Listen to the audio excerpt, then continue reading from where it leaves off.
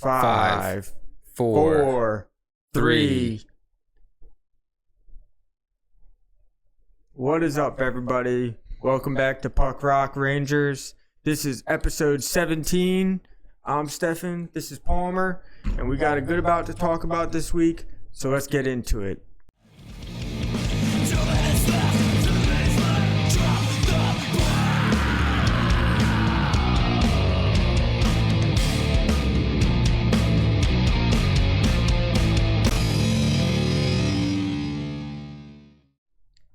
All right, Palmer. What we usually do is we give everybody a little update what's been going on in our lives. Anything new and exciting with you? Nothing too crazy. It's only been about a week since we've seen each other, so not quite as much to catch up on. No shows, nothing too crazy. Just watching a lot of TV, doing some research, planning some trips. We got a little bit of break from the cold here in Virginia, but it's back cold again. So here we are, hoodied up. So waiting for spring to come around. Want to get my kayak out, want to do some fishing. Oh yeah. Been practicing with the band, just the same old stuff for me, man. What about you? I've been having a good week. We had my daughter's third birthday party this weekend, and I mean, when kids are that young, the birthday parties, yeah, it's for them, but it was for us. You know, like we had a bunch of people come over and we all just kind of rode dirt bikes, and then 2 weeks from now, we're probably going to do the same thing for my youngest, so hopefully the weather will be nice and we'll get to ride around. I bought a new four-wheeler that I just got yesterday, and yeah, it's going to be a good time. And once that's over, I'll be glad that things settle down a little bit, but I definitely did have fun, and I'm looking forward to the next one as well. So, yeah, other than that, nothing crazy been going on. But how about the Rangers? Well, and I wanted to say real quick, the party looked fun. I saw a lot of pictures. And I got to bust my man Stefan's chops here. I guess the invite got lost in the mail because I heard from my mom the day of, was on the road already, didn't have any way of getting over there. So I got the invite for the second daughter's party, so I'm feeling pretty good about that. But had to bust my man's chops. Well, what happened was... what happened was... I didn't even think about it. I just thought like, I mean, it was a lot going on. I didn't think to send it to him personally. I assumed he would just want to know what's going on with my life more and get things. Oh, so it's my fault. So I didn't know. Sorry, I didn't read Stefan Weekly. But yesterday, my mom, she pulled me to the side and she was like, Stefan, why didn't you invite Palmer to the birthday party? And I was like, oh no. She was like, Stefan, you need to invite Palmer to these things. And I was like, oh. I really did feel bad about not sending it, but there has been a lot going on and stuff. So yeah, it's been a busy time, and it's not like I was like screw Palmer or anything like that. No, absolutely, in no way was taken like that, and it's not lost on me that I'm a 30-something with no kids that's out in the woods half the time. So I don't take it personally. But let's get into some Rangers. We're recording this on Monday, March 3rd. The Rangers just wrapped up the first period. Good first period against the Islanders. It's 1-1. No, it's 1-0 because the Islanders' goal was recalled for offsides. We got a goal off of Will Cooley's head. Gotta love that. There was no soccer-like motion, so the goal stands. And you gotta be feeling good. Good first period. And we'll kind of if things happen while we're streaming or while we're doing the episode, we'll keep you updated. But we're not watching the game. We're gonna try to get this out the way during the intermission and get back to it. But let's get right into probably the main thing we need to, really the most pressing breaking news in Rangerland is longtime Ranger defenseman Ryan Lindgren and once a Ranger and then again a Ranger, Jimmy Vesey. Mm-hmm. Both of those guys are traded together to Colorado Avalanche for forward UC Parsonen and defenseman Calvin DeHaan, a second and a fourth round pick in this year's draft. I'll just say I think this is a slight edge to the Rangers if you want to say who won the trade. Not sure what Colorado was thinking, given all that much, but I'll take it, and I'm pretty stoked on it. What do you think, Steph? I think it's one of those you got to kind of just wait it out and see type moves. I do like the fact that we got rid of Lindgren. You know, I loved him while he was here. I thought he contributed a lot to the team, but I also think that his time had run out. Yeah. It was just time to move on from him and see what else we could do with this team and go in a different direction.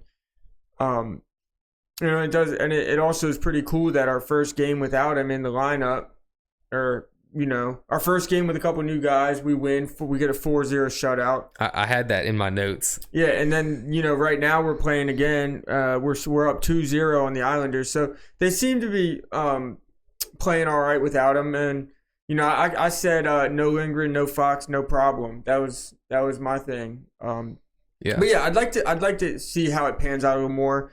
I did go on the Avalanche, locked on Avalanche, because I wanted to see how the Avalanche fans were kind of feeling about the trade, and they're pretty much on the same page. I think that their pride is kind of not allowing them to be like, yeah, they got the better end of the deal. So they said the same thing as us. It's one of those things where you just got to wait and see how it turns out. They said that their GM usually makes moves that exactly how it's going to turn out, but this is a questionable one, and they're all wondering what's going on with it. Well, it's optics. I mean, they have their scouts, and they know more than we do, obviously. But we're Ranger fans. We watched a lot of Ryan Lindgren. We watched the good, the bad, and the ugly. We know the guy well. He was here for 5 or 6 seasons. Was pretty much a mainstay on that first pair with Adam Fox. So we got to know the guy pretty well. And they're getting rid of some guys that are kind of journeymen. They weren't really big time pieces. So they're probably thinking they're getting this long time Ranger guy's been on some runs in the playoffs, has a lot of experience, gritty. Look, he's not going to sniff that first line with Cale Makar. That is not going to happen. And it's foolish looking back to think he was on the Rangers' first pair as long as he was. But it is what it is. You can't cry over spilt milk. And I'm excited about what the Rangers got. We got a couple role players, and that's really what we need right now, whether we make it to the playoffs or not. This team needs some role players and some gut guys, and I think that's what we got. You can maybe help me out with this. I just thought of a movie scene, and I can't remember what movie it is, but it's this dude, and he's in a full body cast. Full-on body cast. What is every 90s comedy ever? Well, this other guy comes in, and he's just like, hey, like leans on him, and the dude's like, he can't say nothing, but he's a full body cast. I cannot remember the movie, but... I'm picturing that. It sounds very slapsticky. That's Ryan Lindgren for you. He's after every single game... You see him, he's beat up, he's busted, he's tired. He gives it his all. I will give him that. He's a heart and soul player. And if the Avalanche are lacking that at all after the trade they just made. Yeah. Why can't I think of the other trade? Losing McKinnon's buddy. Rantanen. I couldn't think about it. Yeah, after losing Rantanen, I don't know how morale is in that locker room, but maybe they needed a heart and soul type guy over there. He might be a good fit. As far as Jimmy Vesey goes, I mean, you get what you get with him. He's a third, fourth, fill-in type guy. He's solid. He does his job. He may not be the biggest producer, but he'll come in and fill in a space for you if you need. So I wouldn't be too down on him. If you're an Avs fan, he does show up sometimes and does some cool things. Yeah, I'll definitely second that. And he'll fight. He'll drop the gloves. Yeah, he's a tough kid. Both guys are tough. Both guys will fight. They play that blue collar game. The Avs are getting a couple good ones. And like I said before, Lindgren's not going to play the same role he did in New York. So if he's on a second or third pairing, he can flourish. He's a better fit. He's got some game. He was worn down and playing top minutes, and it just wasn't a good fit anymore. But we can move on from that. Another possible, or do you have anything else to say about that? No, I'm good on that. Another thing going on is Riley Smith is out again tonight. He was out the game before for roster management. We pretty much know what that means. He's a UFA. The Rangers want to get rid of him before they lose him for anything. But there is nothing but speculation right now. So do you have any prediction where he's going, what we might see back? Any thoughts on that? I have absolutely no prediction on where he's going, but I do think that they're going to trade him fairly cheap for some. I don't think that the Rangers necessarily want another player back for him, but I do think they want a good draft pick, at least like a second or a third round pick for him. I think they'll probably get a third round pick for him, and I think they're going to give the kids a chance to play. I mean, you see right now, but Berard is out there, Othman's out there. Two of the most noticeable players since they've been brought into the lineup 2 games ago. Yeah, I think they're finally going to let the kids play a little bit and see how it pans out, and I'm here for it. I'm completely with it. But yeah, no clue on where he's going. Yeah, definitely hope so. Hope they let the kids cook. And Riley Smith, wish him well wherever he goes. He had a decent season with us, but it really won't be a very memorable tenure when I look back at like Rangers that were here. He's very mid in my opinion. He's had some big moments, and he's great on the penalty kill. So wherever he goes, they can definitely utilize him there. Because I think for the Rangers, he's leading the team in shorthanded goals. Yeah, he's got some shorties. He's had some moments. He's got some playoff experience. I hear a lot of speculation that he's going out west to a contender. So a lot of people are saying Kings. I'm trying to think of other teams that are kind of in the mix. That just needs to upgrade some depth. Yeah, just needs some depth. Second or third, maybe. Liner. So we'll move on from that. So the last 3 games since we last spoke, the Rangers had the 5-1 win against the Islanders. Mm-hmm. They also had a 3-2 loss at home against Toronto. That was tough. And then followed that up with a 4-0 blanking of Nashville back at home. I'll just make my note or say my notes on those couple games. The one versus the Islanders, the fourth line was great. Yeah. That was the Johnny Brodzinski had 2 goals and an assist. Johnny Brodzinski. He was a mammoth of a human named Rempe away from the Hattie, but Rempe picks up that goal. Gotta love that. Vakanainen gets his first as a Ranger, and the Fox injury was the black eye on that game. Everything else, was pretty positive. Other than the shot total, another game where the Rangers didn't get a lot of shots. And that's been haunting them. They were able to get by the Islanders this time. And then in Toronto, kind of not outplayed Toronto, but definitely outshot Toronto and maybe deserved better. But I don't think this team deserves anything. I just thought of something, man. What's up?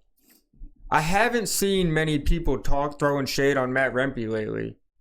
You know how it was a super controversial topic. Get him out of here. Send him down. He's not an NHLer. He doesn't deserve to be here. He's a plug. He's a scrub. All he does is a goon and not even good at that. I haven't seen any of that crap lately.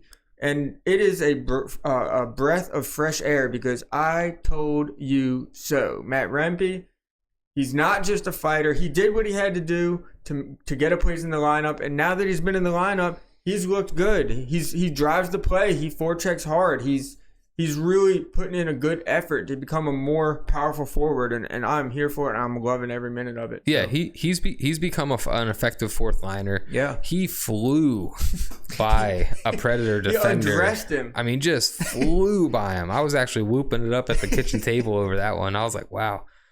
Rempe's looked good. One thing I will say, I don't know if you watched Morning Cup of Hockey with Johnny and Colby. Yeah, not religiously, here and there. And Colby Armstrong, the co-host, he was acting like Rempe pulled out a knife and stabbed someone. I mean, enough is enough. I mean, like the guy, look. Oh, over that elbow? The guy's elbow is at that guy's head level. I'm not trying to sound like... There's a 12-inch difference in height between them. I feel like 6'9" and 5'9". I try to be as objective as I can. There's been Rempe hits that I've come on this show and said I can't stand by. There's been moments that I, have been critical. He's banging bodies. The Predator defender tried to evade the hit, and a lot of guys will do that if they think they're going to miss their hit. They might put a little bit of body out there just to make some kind of contact. Not taking up for it. He got his 2-minute penalty.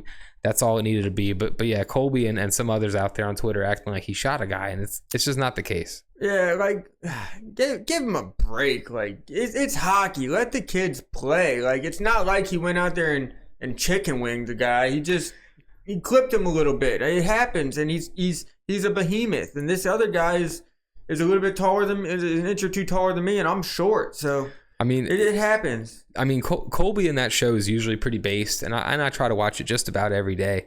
But he was just about crying this morning. It was actually pretty ridiculous. But anyways, good. Moving on with some of the games, the 4-0 blanking versus Nashville. Beauty. Right off the top, you got to talk about Jonathan Quick. Absolute beauty. Absolute legend. He had the scorpion save. He had some stick saves. He really never gave up on a save. That's kind of his game. He's very acrobatic and kind of herky-jerky at times, but he always makes the save. And just really an inspiration, man, for kids growing up that want to be goalies, and for guys playing now. Even Igor was laughing it up on the bench and having a good time. And Igor wants to bring it tonight after seeing what his boy Quickie did. Did you see Marchessault's face after that? No. You didn't see his face? All right, so he's like going to kick it in. His little Quick's toe comes up, I'm sure. Stops it, and Marchessault was like... Oh, I'm sure he was looking to the heavens. He was like, what the heck? Look, you got to respect game recognized game. Those guys know Quickie's a legend. They played with him too because he was on that team for a little while. They took our cup. Or no, I'm sorry, he was not on Nashville, but he was with Marchessault with the Knights in Vegas. But yeah. he didn't even play really much. Yeah, I know, but he was in the locker room. Yeah. That guy's a legend. He could retire right now, and he's one of the greatest to ever do it. So he's got nothing left to prove, really. Anything else on those games? No, well, yeah. Actually, the 3-2 loss in Toronto, that was rough. That was a rough loss because the eye test and pretty much every metric was in favor of the Rangers except the one that matters, which is goals. Like, if you look at the metrics, it's like, just with the eye test, the Rangers were the more physical team.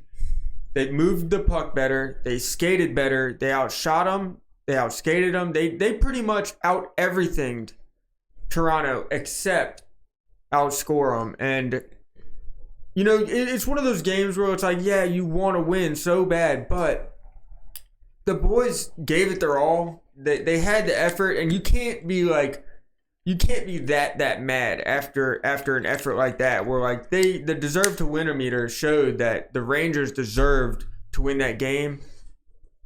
But when that happens, you just realize that, it's hockey and the better team doesn't always win in hockey. That's the beauty of the sport, is that the team sometimes that doesn't deserve to win does win. And it was just one of those. So I wasn't really sweating it, but I am happy that they showed a good showing in that game. Yeah. They're playing better in general, and it's made fans, like, I'll speak for myself. I try not to be too negative, but I'm also kind of a realist, and the air was let out of the balloon of this team a long time ago, really back in January, after the December and January they had, really kind of broke me as far as like this team winning it and this team being good enough. But they're playing better. Go out with some pride. It probably sounds idiotic, but at the same time, you see teams squeak into the playoffs and make a run and win the damn thing. So maybe that could happen for the Rangers. And one thing else before we move on, I've been pretty critical about Keandre Miller. He's looked a lot better. He had a nasty backhand goal. Oh, that was sick. And look, I'll say it. I've been critical of him on this show. I've made nicknames and memes. If he can find some kind of consistency, I think some of my some of my S-talk, shit-talky, some of my shenanigans has come from a place of frustration because you see what's there. I mean, he's huge, he's rangy, he's fast. He's got skills. He just needs to put it together. If he can put it together, he'll be one of my favorite Rangers, and I'll eat all kinds of crow. That goal definitely gave him confidence, because if you saw him in the first period here against the Islanders, he was skating all over the place, rushing the puck, jumping in the rushes, and skating around the net. He's fast, and he's a good player. He's a highly skilled defenseman. So yeah, hopefully that goal puts him on a mission. Well, and with that in mind, I kind of wanted to do the same thing with Mika. Again, we've been critical. Way better. And in my opinion, Mika's still not out of the woods. I'm still pretty pissed off at him, for lack of a better term. But look, he's been playing a lot better. You move him over to the wing with JT Miller, and they've found some kind of chemistry.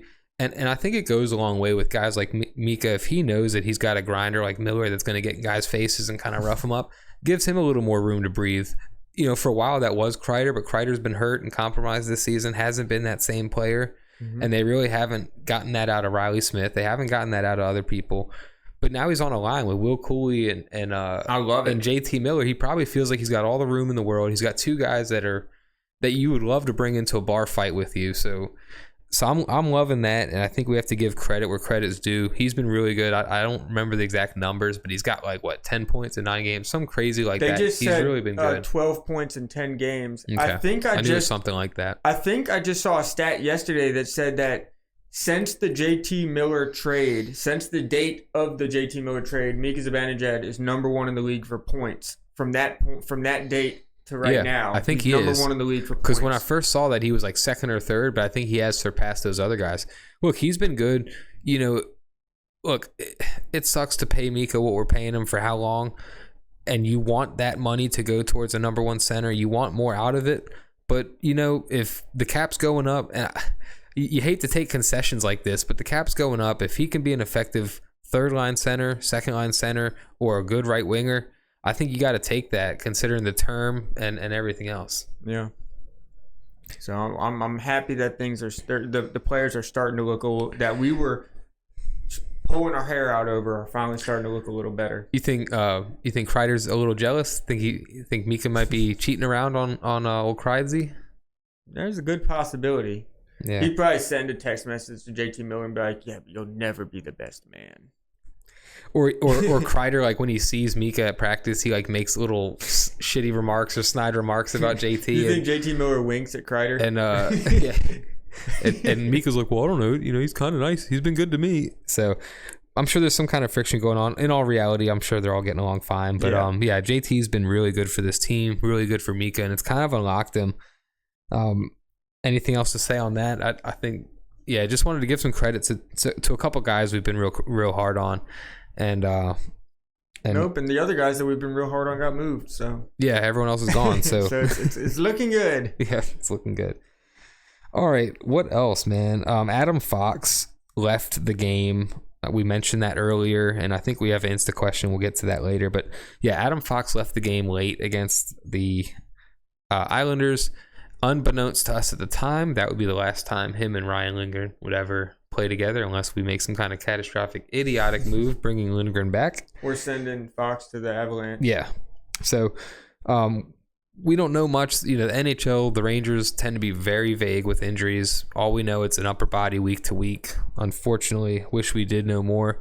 They're saying he'll be back for the stretch run. I feel like I'm doing a lot of quotations. You can tell I'm a little irked this year. So whatever that means, you know, maybe by April. And April is a gauntlet. I didn't want to write down the schedule, but look at the schedule in April. Oh my, it's Capitals and Tampa and Florida and all these crazy teams. Our only hope is that those guys are resting guys, or those teams are resting guys, and we can maybe squeak some wins out there. But so by the next episode, we're gonna stick to our schedule, try to get up again on Monday. So, upload Tuesday. So there's a couple games and things of significance that are happening by then, and I'll just kind of rattle them off. So tonight we're playing the Islanders. What's it, about halfway through the second? Rangers are up 2-0.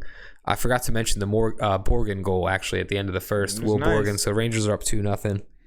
And Will Cooley showing up again. Will Cooley scored back-to-back goals. Scored one off the noggin. If you didn't see that, game in this game, watch the highlight. Puck bounced right off his right off his head. He's a clutch player. He's always coming in clutch. Jonesy's eating a couple pucks too. And he's on power play 1. So that's cool to see. Richmond, shout out. Yeah. Jonesy's getting. Look, Jonesy's been locked in the basement too much this season. I'm not going to keep beating that drum. You know where me and Stefan are. He should be playing, especially on a team this suspect, but it is what it is. So going on down the line. So we're playing the Islanders tonight. We're back at it on Wednesday night at home against Washington. That's going to be a tough game. That really, I mean, Washington's on a heater. Ovi's on a heater. You can probably put him down for a goal or two. Then the trade deadline is on Friday at 3. So this is a really busy week. I don't think we'll go live or do anything crazy. You'll probably just have to hear from us when we get back together. But I'm sure Tuesday. We'll have plenty to discuss. Riley Smith will be out of here. Maybe some other things. We'll see. And then after that, a couple really important games. On Saturday, the Rangers go to Ottawa to play the Senators, who have been losing a lot lately, but are still holding on to a wild card spot and really are in front of the Rangers. Same thing could be said for the Blue Jackets. Ottawa right now is playing Washington as we speak. Go Washington. And in the first period, last time I looked, it was 2-0 Washington. So we could really use Washington to beat them because they're the team in the way of us right now. Them, the Red Wings. And Columbus. I'm not sure if Columbus is playing, but they got the win against Detroit the other day. Did you see that? Did you see that? I didn't watch the whole game. I watched the highlights, man. They came back late. That was sick. No, that was the most blasphemous loss of a game I've ever seen probably in my life. Like, the way that Columbus... So you're saying Red Wings lost or Columbus won? Red Wings lost, but like the Winter Classic game, like the Red Wings should have at least went to overtime in that. So the Red Wings are down. They're chasing the game. They tie it up. And with like 2 minutes left in the game, I don't even remember what player it is. He comes in. He's driving it. He lifts his stick right across the Red Wings player's face and pretty much pulls him down by his face with his stick. Refs don't call it. He walks right in, puts the puck on net, grabs his own rebound and buries it. That happened to a Red Wing player? That happened to a Red Wing player. The refs missed a call. And then they reviewed it. And because the rules in the NHL are that the players, that you can't review a 2-minute penalty or a missed 2-minute minor. So stupid. They reviewed it and they're like, no penalty on the play, goal was good. The refs know the refs have got to be feeling like crap after that one. It was blatantly brutal to watch. Like any Red Wings fan has to be very angry about that right now. Yeah, that's unfortunate. I heard a little bit about that, but I didn't watch the whole game, so I didn't realize the significance of that. But I know it was a big win for CBJ, and I know Johnny Hockey was heavy on everyone's heart. I really enjoyed.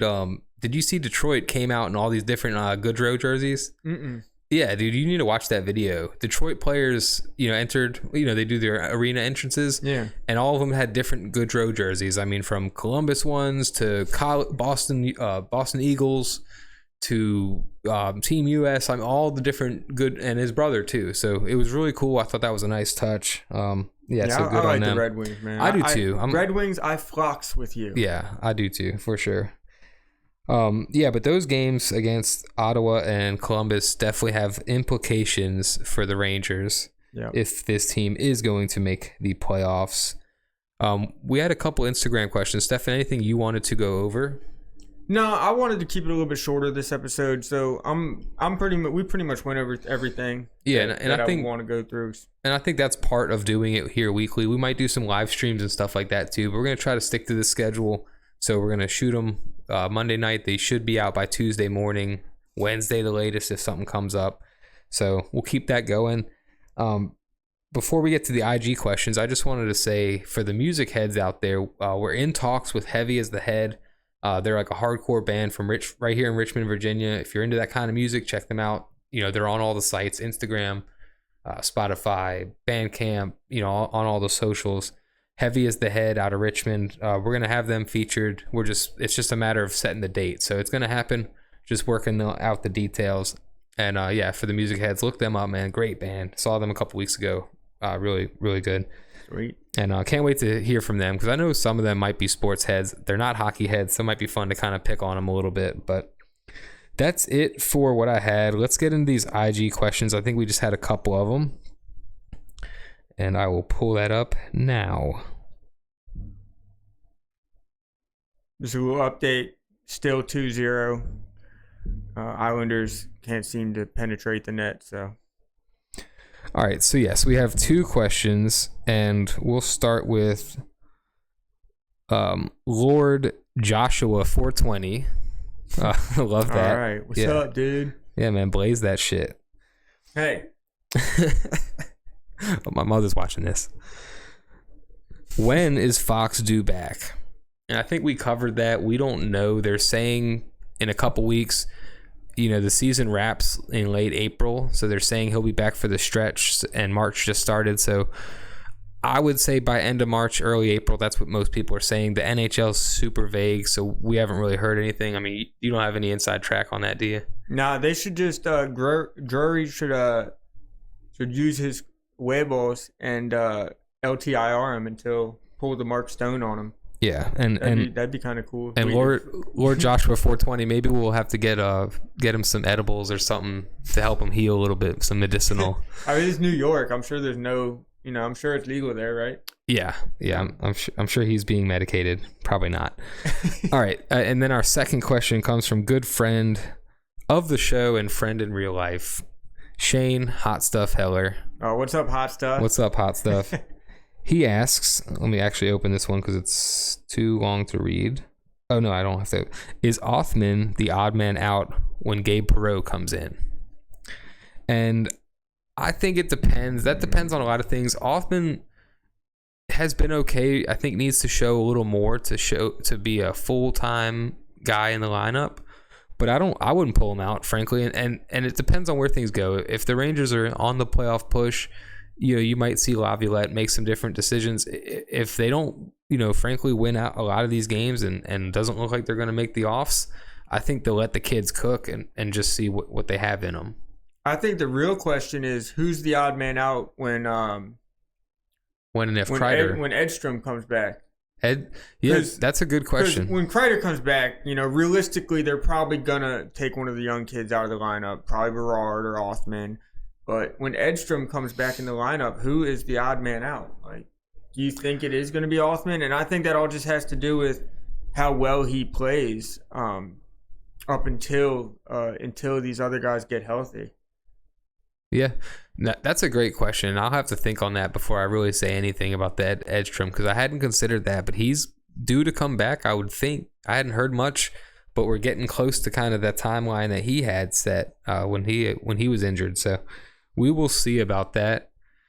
And we do appreciate the questions, guys. It means a lot that you guys are reaching out. And if you have any questions for the show, we'll try to post a story before we go record. But you can always just send us a DM. If you know us like that, you can text us, whatever you want to do to get in touch. And we appreciate the support. Please consider liking, subscribing, telling a friend, a Ranger fan, a hockey fan, a music fan. Your parents, your grandparents. Yeah, let us into your homes. Let us invade. Yep. We're here for it, and we appreciate it. Any other updates or anything else? No, I don't really have anything else. I think we went over a good amount today, and so we'll be back at it next Monday. Until then, there's 3 minutes and 9 seconds left in this second period. We're going to get off here. We're going to go downstairs, watch the rest of this game, and then we will see you guys next week. So forever hold your peace. Until next time. All right, take care, guys. Thanks.